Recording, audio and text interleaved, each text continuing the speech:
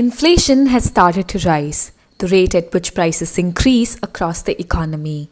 Too much money is chasing too few goods.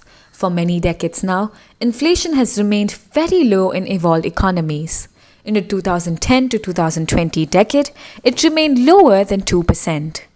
A third of the people who live in the developed world today have not seen average inflation exceed 5% in their lifetime. Such being the case, have governments and central banks taken inflation for granted? They have cut interest rates to almost zero and borrowed heavily to fuel economic growth. Suddenly, inflation is a matter of concern even in the developed world. How sharp has been the rise in inflation? The Consumer Price Index in the US rose by 6.2% in October this year compared to last year. This is the highest in 3 decades. The UK's inflation too is a decade high at 4.2%.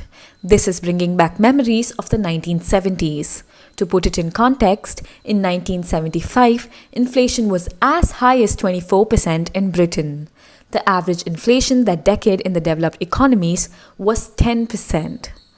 How are the central banks reacting to this? The US Federal Reserve is maintaining that this inflation is transitory and caused by supply chain bottlenecks created by COVID. It expects prices to come down next year once supplies improve. The European Central Bank has taken a similar stand as well. But if inflation continues to rise, then how does it impact the emerging markets? The persistent high inflation will force developed countries to increase interest rates, and such a move may impact emerging markets like India. Foreign portfolio investors pumped in $37 billion into India in financial year 2021 alone in search of better returns. Increase in interest rates in the US or Europe will cause some of them to shift to those markets. This could trigger a sell-off in the markets. On the other hand, taking advantage of low or near zero interest rates, Indian companies have borrowed as much as $130 billion in the last 5 years.